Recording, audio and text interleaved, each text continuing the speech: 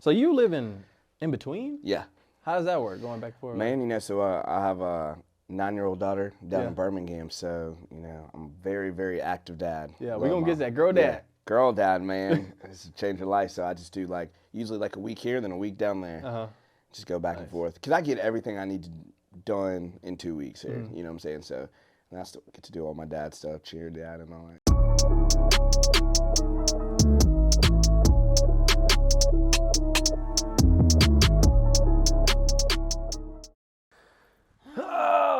I don't have a clue what I'm saying. Well, shoot. Welcome to Stuck in My Thoughts, man. Yeah. I'm glad we got to do this, man. Absolutely. Some of the best episodes be the quickest turnarounds. Absolutely. We was talking, I was like, Lord, please let me be able to do it. I got that slot open. But we've been talking about it for a minute, though. Yeah, because we had talked about when I was down in Auburn playing. Yeah. Met at, was it Southeastern? Southeastern bar. Yeah, Yep. yeah. Shout out Lyndon, too, because Lyndon Blake, or Lyndon Ballio now. Shout out Lyndon. That's it. She connected us. That's it, man. She's awesome. So, yeah, man, Michael Warren, welcome. You are doing the thing, man. Songwriter, artist, girl dad, everything. That's right. Completing the whole circle, man. Let's start out with your beginning passion was the writing of the music. Man, you've written music for big stars, Akon, J-Lo. Yeah. Where does the inspiration from writing come from? I mean, for me, honestly, it just comes from all kinds of things. Sometimes it's life. Sometimes it's just like a vibe you're in. Like when we wrote the J-Lo song, we were down at my studio in Birmingham, Alabama, and I think we had gone out that night or something like that, and we just came back and we were still in the party mode. So we're like, let's write a bunch of choruses. Then we wrote 10 that night, and then that one ended up getting out to L.A., and then Sierra got it first and recorded it, the whole song, and then they had this, Sierra and J-Lo had the same manager. Okay. And Sierra's manager was playing it for J-Lo in the car, and J-Lo was like, I want it. So J-Lo definitely stole the song from Sierra. Sorry about that, Sierra. Yeah, it just comes from wherever, Did you ever get to meet the people that you write for? Yeah, some I got to meet. J-Lo I didn't get to meet. She recorded that down at her mansion in Miami, so I didn't get to meet her. But like Tony Braxton, Akon, all this, yeah, I got to meet all those dudes, and they're real cool. How's that feel?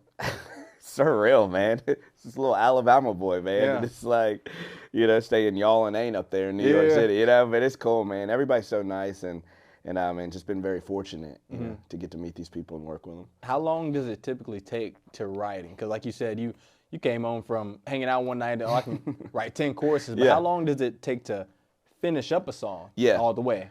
Man, I'll say this, pop music is a little bit easier to write because there's just more topics and it's not so poetic. Yeah. So we came home from the club and we were just like, what is something that people would want to hear in the club, at 2 a.m.? Yeah.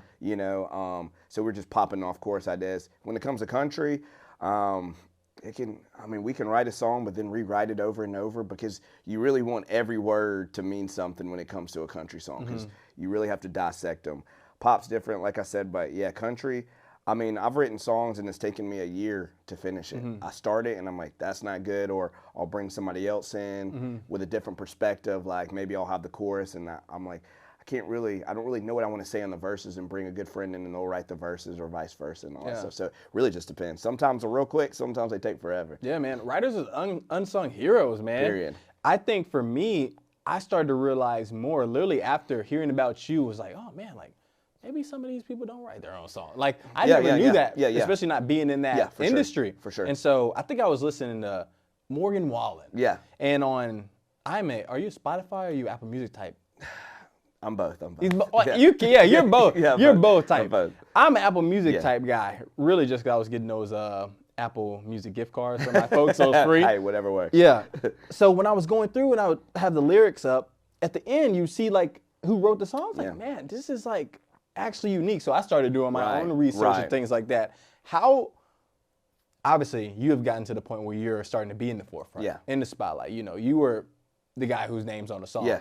But when you're coming up and, your name may not get the shine on it, how does it feel to know that you're still having an impact because it's your words? Man, for me, it's crazy. Like that Jennifer Lopez song has 300 million plays on YouTube. It's just crazy, For me, it's I've always been a major team player. I don't really care how I get there as long as I get there. Yeah. And I think that comes from team sports. Yeah. Growing up, it's a team thing. takes the writers that write a good song. It takes the artist that's a good artist. It takes the marketing team to market it. It takes the manager to put it in the right places. It takes radio. So it's really like a whole thing. I don't really think anybody's more valuable. I think when all those things come together, then you get the magic. You know what I mean? That's true. Yeah. That's what's up. That's what's up. And you move into where you are now. Yeah. And you're popping off, dude. like we talked about in the back before, your song Another Round. Yeah. Just hit 1 million streams. Yeah. What do you think about that, man? It's crazy, man. I dropped it. So, I mean, I was down in Birmingham, like, trying to figure out, like, what my next move was. You know, I moved back from L.A. I was signed to Atlantic Records. I kind of got, I'll say it, I kind of got shelved because a guy that got signed by the same A&R just popped off. His opportunity came. Yeah. So, you know, you get shelved, you know, because my A&R at the time had to focus on that project. So, came back to Birmingham and tried to do all kinds of different things, man. I'm talking about I was trying to sell insurance. I was trying to sell cars. I was just trying to figure out my way. And just one day my dad was just like, man, he goes, dude, you're too good to be, you know, down to be doing what you're doing. He's like, give it a shot, man. And I was like, shoot, dude, all my friends were living up in Nashville and they're doing their thing. And he's like, just go 3 hours, man. And came up here, man, and started writing and meeting all these different people and got presented Another Round. It got pitched to me, and I was like, man, that's the song right there. I mean, from the second I heard it, the intro, I was like, I want that. And then luckily, they gave me the song, gave me the clearance, and put it out. And a year later, you know, we're at we just cracked 1 million streams on it, man, which is incredible feeling. Yes, if you've not listened to Another Round, go do that. Because as one, like we talked about, I grew up, it's either gospel, R&B, or rap. Those are the main three that you have. And so I've started to branch out and come more diverse with my music taste and what I listen to. And like I talked about, as somebody personally who wasn't the biggest fan of country, when I heard that song, I was like, man, like I'm really in the groove of this one. Like when you're writing or you're figuring out, okay, this is the song, what is the message or what are you trying to send to the listeners? Man, you know, I just always want my songs to connect and, like, be timeless songs. Like, I'm not really, like, a gimmicky song guy. I've never been that. Never really listened to that. I'm just always, like, the kind of guy where it's like, I want whatever song that I sing that people hear from me, I want them to be able to listen to it 10 years ago and 10 years down the road. You know what I'm saying? So when I heard Another Round, I was like, man, that's just such a classic song. And it's like you don't really think of it as country. You just think of it as, like, it's a great story, great love song. You know? Yeah, that's what's up. And you talked about how you did just hit 1 million streams. Yeah. You're putting out so much more music. Yeah. People see it from this perspective. Right? They see it from this perspective, see social media, see the numbers, and it looks great. Yeah. But they don't always see the harder times. And you kind of touched on it. What are some of those harder times, and how have they shaped you into who you are today? More than just an artist, but as a person in general. I mean, the hard times for me, and it's probably every musician, it's like we just have to sacrifice so much. Like, I remember, like, you know, when I was, like, playing Sky Bar in Auburn all the time and all the big SEC towns, I was, like, missing all my friends' weddings and birthday parties and all that stuff. But, you know, it's like when you set out and you feel like this is your purpose, it's like you just know that's what you have to do. And there's a lot of ups, a lot of downs. You know, obviously, like, we showcase, like, the good times because that's social media. But, I mean, there's a lot of nights where you're just like, dude, like, did I just waste 10 years of my life? Did I just do that? But, you know, for me as a believer and all that stuff, it's like I know God had a plan for me. And it's like I had to make sure that I gave it the best effort that I could and saw this whole thing through. You know, whether I get to stadiums or not, like, I'm accomplishing everything that I want to do. And it's like where I was a year ago, man. God's good, man. That's true. Hey, God is good. That is a statement. So I don't believe that we take losses. I believe that we all have a lesson. Correct. Along our journey. What has been the biggest lesson on your journey thus far? Because it's still ongoing. Yeah, I would probably say the biggest lesson for me is just consistency. You know, a long time ago, I was playing a show with Little Romeo and Master P. I know that sounds real random, guys. We were playing for the troops over in Germany, and I got a chance to spend some time with Master P before the show. And he was just like, man, he goes, when I was out there, he goes, Tupac told me I was never going to make it. Diddy told me I was never going to make it. Notorious Big told me I was never going to make it. And he's like, what I did is I just stayed consistent. I stayed consistent. I kept showing up. I kept putting out music, and then look at it now. You know what I mean? And so for me, it's like you can't just say you want it. You got to go do it. You know? And a lot of people just want to say, "Oh, I want to be a singer. I want to be a track star. I want to play in the NFL." But I was like, "What's your plan?" Like, it's a lot. I've sacrificed a lot. I spent a lot of money on music. I spent a lot of days away from my daughter. Spent a lot of time away from my family. But it's like, that's just what it takes. Yeah. If you want to get, because there's a million people that are doing what it takes to get there. So if you want to be where they are, you got to do the things that they're doing, or you ain't ever gonna get there. You got to put in those deposits. You got to put in. Me and Ty were talking earlier in the previous podcast, and we were talking about how you have to put that action in there. Yes. And he's a believer as well. My show is, obviously I'm a believer, you're a believer, but my show is for everybody. Right. And I'm big on faith without works is dead, and understanding you can't sit around and hope for it to happen. You got to like put in that time, put in that effort. Right. And I'm also a positive guy. And have you ever heard the term like don't get fueled by the negative motivation? Period. And like Master P was talking about the people who didn't believe in him, but focusing on the people who did believe in him. You mentioned your dad. Who else has been in that supportive role for you throughout your? I know there's a lot of people, but like those key people. There's a lot of people, but I was like, I got to give all of it to my parents. I mean, my parents have been my biggest cheerleader, man. And in those times where I was like, dude, I can't do this anymore. They're like, you can do it. You know, like if there were times where I needed to, after LA, when I moved back home to my parents' house, they were like, stay here, man. Like, you know, even with my daughter, like they're like, we'll pick up the slack, we'll help you out, you know, with your daughter's mom and all that stuff. And I mean, they just don't. My parents are just they're hard workers, always have been, very intelligent, very smart, and I mean, my biggest fans, and they still to this day, when they can show up to a show, like if it's 3-4 hours away, they're coming. You know what I mean? Like they're gonna be front row. You know, I remember this one show I played, my very first show out of town. I was playing at Hal and Mal's in Jackson, Mississippi, and Hal and Mal's is a very, very prominent, prestigious place for up and coming artists. So they booked me. We go to Hal and Mal's. You know, I'm hype. I'm like, my first show out of town, me and my guitar. Bro, we get in there. There is no one there but 2 bartenders. You know what I'm saying? Dang. 2 bartenders. And it's like the show was supposed to last. I had to play 3 hours. I bust through that show 3 hours. My parents were there, front row, you know, with the bartenders. It was 4 total people in there. Oh, my goodness. But it's like, you know, I busted through, man, and they showed up and they supported. And they were like, my dad said, at that moment, that's when I knew that you had what it took. Because you could have easily left. There was no one there but us and the bartenders. And they're like, you powered through like it was 1,000 people in there. And I think that's key, because no matter if you are a recording artist, an athlete, I use the term librarian a lot, but librarian, sometimes you are in that journey and nobody may be around, but you got to keep working and keep pushing. Sometimes it's not always as easy, you know, as it seems. So for you, where you're walking up and you're expecting this big audience and there's not that many people, what is it about you that's like, I'm still going to do this, no matter if it's 1,000 people or these 4 people? For me, it's the long term, man. It's like I always play the long term game, you know, like even when I put out, you know, songs and stuff, like a lot of people are like focused on like, oh, first week, blah, blah, blah. Who cares about that? Like, I want these songs to play for 30, 40 years. Yeah. You know what I'm saying? Like, so I don't care about what first week looks like or second week, because it's going to pick up.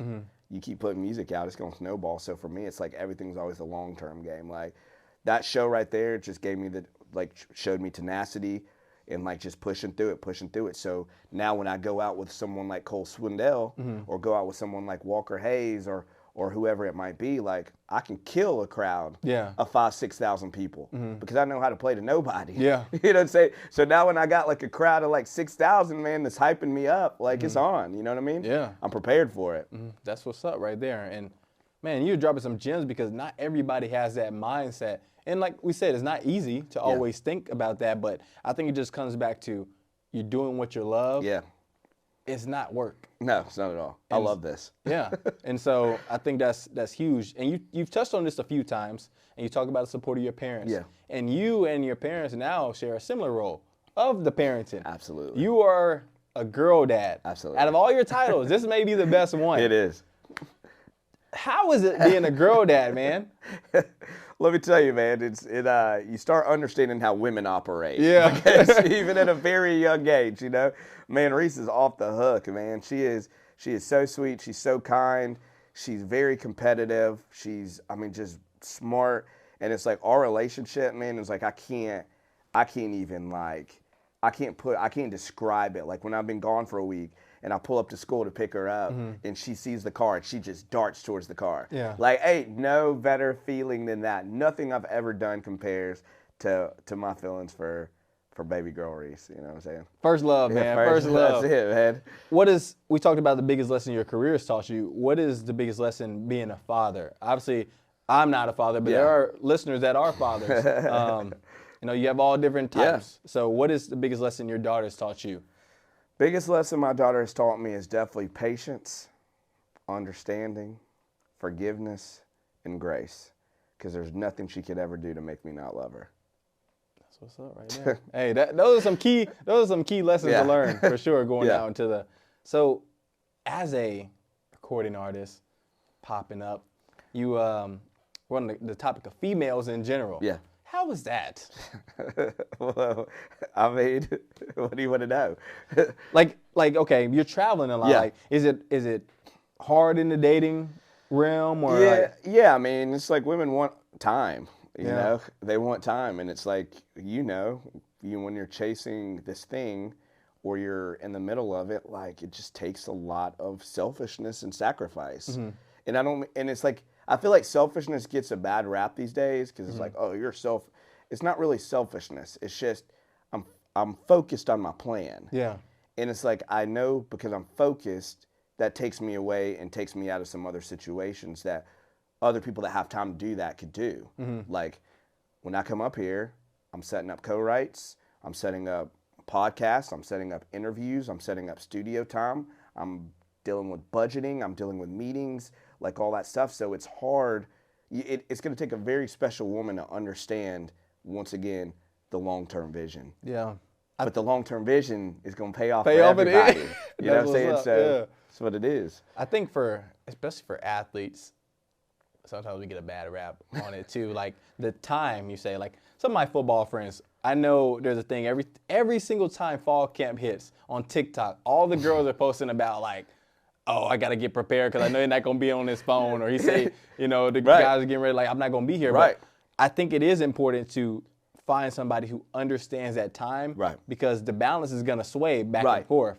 And I think that's huge, but not everybody understands that. No, they don't understand. Even like watching what you do, it's like, man, I know those workouts. Like you're up in the morning, then you're doing the midday stuff, then you're doing the afternoon stuff, then you got to study, then you got to have some time for yourself, some time for your friends. Like there's only so much time during the day. So much time. There's only so much time. Yeah. So. Like being here, like we're in Nashville for this weekend. It's New Year's Eve weekend. Like it's gonna be fun. I drove here at 5 a.m. Right. It's on the move. You got to, got to. I will say this though. You lucky ladies out there, whoever ends up being the lucky one, just know you're special. Find that time. Yeah. So, what is the current outlook, like the current goals for the career? Like, what are some projects you're working on right now? Yeah. So actually, like second week of January, I'm gonna put together like a little super acoustic indie folk, Zach Bryan kind of thing, super raw, like. Not tweaked, just raw vocals, raw guitars. Like I might miss some notes, just super unplugged, raw. Because I love singer-songwriters. I love like this hipster singer-songwriters. I love the pop radio stuff, but I'm a big fan of like the indie Americana music. I've always loved that. Even had some stuff that I had back in the day that I took off the internet.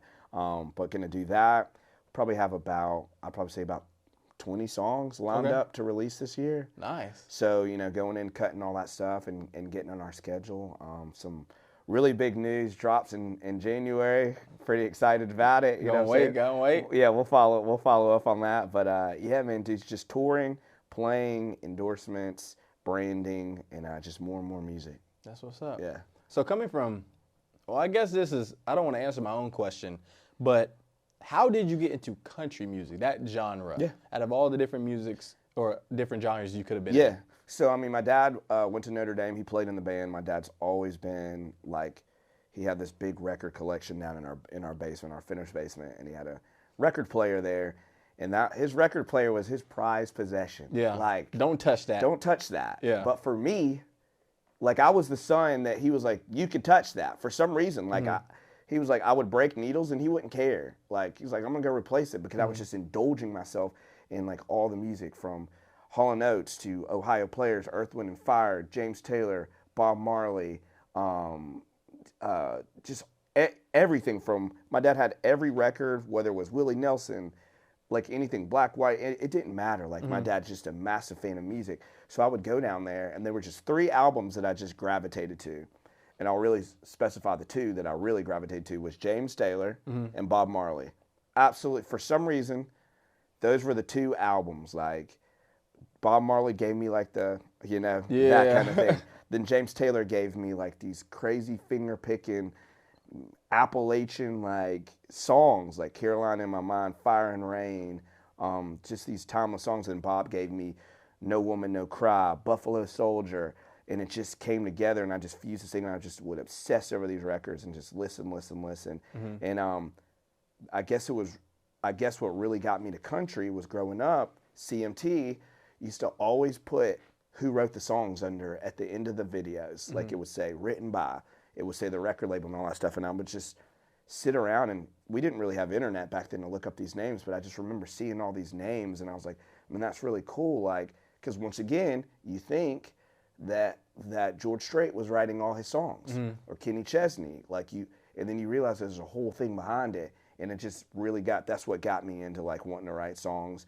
But I just love country because it's R&B. Country's R&B, which we all love R&B. You listen to Brian McKnight songs, they could be country songs. You listen to Tony Rich Project, that could be a country song. There's so many R&B artists that those songs could be, with a little bit of studio production, could be a full-on country song these days. But I mean, I just love the storytelling of country music, and that's how we ended up here. So there's everything I do always has like a little bit of, whether even if I'm writing for other artists like that are in the pop world, it's always gonna have like a little bit of kind of country folk kind of thing to it. That's what's up. Now, from what I've seen, correct me if I'm wrong, the only brother I know in the country space is Darius Rucker, right? So how's it navigating through an industry where you're like the minority? Yeah. Ooh. Well, there was definitely a time where it was more closed off. We have definitely gotten to a place where it's like country is its arms are opening up a lot more. A lot of support in the country world right now, whether it be Spotify, Apple Music, record labels, BMI, like all these big entities that truly control things. Like, you go to like a Spotify playlist and it's all kinds of different people from all walks of life. My buddy Gabe Lee, like, he's Asian singer-songwriter, he's incredible. You have Kane Brown, you have there's so many. You got Willie Jones, you got me, you got Rashad. There's just so many. There's just a lot more color in this thing now, you know, which, I mean, African Americans have been doing country since, slave days. Yeah. You know what I'm saying? If we're being honest, like, it was the blues. You know what I'm saying? So we've been playing guitars, we've been doing all that stuff, and now we're getting a chance to show what we can do as well, along with what everybody else is doing. So it's cool, man. I feel like the community is awesome, man. Like, all my brothers, like all my songwriters, we all support each other, black, white, Mexican, it don't matter. Like, it's great, man. It's a great city, man. That's what's up. Yeah. So throughout this career that you've established and doing a really good job at, what is the end goal for you? Like, what do you want at the end of the day? Yeah. We can do 2 things. Straight career, Michael Warren, artist. What do you want that to be? What it look like? Yeah. Man, I want to have multiple number ones. I want to be on some sold-out tours, baby. I want to open up for a bunch of people, do my own thing. Number 2 is, like, I've just always wanted to be an example for black teenagers, black males, like, that. Yeah, we can do all of our rap stuff, we can do all of our R&B stuff, but this is a lane to be explored. And I just want to put out positive music and give kids something else to listen to that's not just this, that, or the other. You know what I mean? So that's just me. That's like from my church days. You know what I mean? I like how you said you want to show the young black youth or black males in general that this is an avenue you can go on. Right. I feel like since I've been in the sports realm, you always hear athletes can be more than athletes. Like, Absolutely. you guys don't have to be just in this little pot. Correct. You can be doctors, lawyers, Correct. things of that Correct. nature. So I like how you touched Right. on that. Yeah, I mean, my dad did this thing called Restoration Academy. Oh, yeah. Yeah, so my dad was part of that program as a mentor for a year. And he was, he was like, man, he's like, I asked all the kids, I was like, what do y'all want to do? Like, and he was like, everybody was like, I want to play basketball or NFL. And he was like, well, he goes, that's cool. Like, we need all that. He's like, but like you said, he's like, there's lawyers, there's doctors, there's engineers, there's general contractors, there's all kinds of things. So it's like, I just want like the up and coming youth, black youth, to understand that like there's a wide world. Yeah, you have options. There's a wide world. We got options. Because like I didn't like it growing up where people would kind of knock the dream. Yeah. I'm not knocking the dream, but understanding you can be more than just football, basketball player. Right. You can be football, basketball player, doctor, lawyer, Absolutely. pharmacist, That's all. all this and this. But Right. if you go there, that's fine. If you Right. go and be a pro, that's fine. Right, for I'm sure. not saying you can't be a pro, but I want you to know that you have 10 options rather than 2. Absolutely. So without I think a doubt. that's the big Without a doubt. big motion there. Yeah. So I talked about what you want your legacy to be as an artist. What about you just in general as a person? Man, I just want people to remember me as someone who helped people, who, I mean, for me, it's like this is a very competitive world in the music industry, and man, I just try to lift up everybody, and I try to give my knowledge to them, and I'm not afraid to like walk people in the doors. Like, I'm not threatened by anybody. It's like if I believe that you have talent and I can help you, I'm gonna help you. Yeah, I just want to just be known as someone who helped other people, achieve their goals and have the life that they wanted to have. That's rare, man. A lot of people gatekeep. Big time. Trust me. I know. I'm about to say, a lot of people won't open that gate for somebody else. They but will not. I do believe that comes back to help you on the back end. Being a good person goes a long way. It does. Why do you feel like you're that helpful in a, I guess selfish is a negative term now, in a selfish world? Yeah. Man, just so many people helped me, and I know I wouldn't be any of this. I would not be in this situation if other people hadn't gone out on a limb for me. So, and like I said, there's 7 billion people on the planet. You know what I mean? Like, there's a fan base for everybody. So I'm not competing with like this guy's like, I'm trying to get there together with you. You know what I'm saying? Like, let's use our fan bases, our opportunities, our connections, so we all can get there. Yeah. Strength in numbers. Like, you know what I mean? Like, we can all try to go ourselves, but it's going to take us a lot longer. But if we team up, we're going to make more noise and we're going to get there. So some people will get it, some people won't, and that's fine. Yeah. We just go with the people that are trying to go the same direction as us. And I'm sure you have a team of yourself. How do you select those types of people to be in your camp? Because your circle is tight. Yeah. I got a real tight small circle, but can move a lot of weight. Man, I don't really go chasing people in the industry. I gravitate to the people that gravitate towards me. Yeah. Those are the people that I want to, because that's organic. The people that like reach out to me and are like, hey man, I believe in what you're doing. Like, how can we do this together? Like, those are the people I don't really go take all these meetings and like, hey, can you set me up a meeting over at this record label? Like, why? Yeah. If they want me, they're going to find me. They know where I am. They're going to see stuff. So, and that just comes with, being a little bit older and the patience thing, you know what I mean? Yeah. Like, if I continue what I'm doing, follow my path and be consistent, it's going to happen. What's up? How old are you? I just turned 40. What? Yeah, man. Hey, man, you don't look 40, dude. Yeah, my parents don't look old either. Dang. Yeah, man. So. Hey, man, black don't crack. Remember that? It don't, man. It don't. So the name of the show, Stuck in My Thoughts. And I usually like to ask all my guests, what do you get stuck in your thoughts about? The future. Always, like every day. It's like, it's just always like thinking about what's next, like how can I get there and all that stuff. So that's usually what when I'm driving up 65 South, I'm like, all right, we got 365 days. Like, what are we going to get done? How can we get it done? Yeah. It's always the future. I feel you on that one. I was telling Ty, I usually get caught up in the future, not as like in a worry way, I guess, but also like more of an anticipation way. Like, man, what could be? What's going to be? That's it. Yeah. That's it.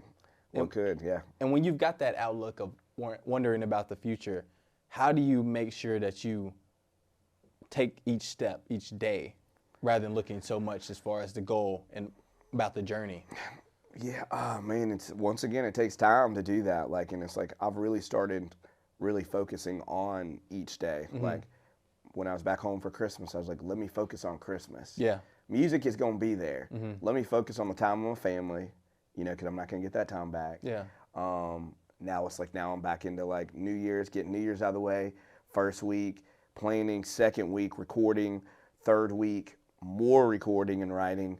And just like taking it step by step by step by step, you know, and not looking too far into the future. Trying, please, Lord. Yeah, please. That's what's up, man. But we're excited to see what you got coming up in January. We ain't gonna tell y'all right now, but it's coming soon. It's coming. Hey, man, I appreciate you taking the time to be on the show. I appreciate y'all. Yes, sir, man. Yes, sir. We'll catch y'all for the next episode. We out.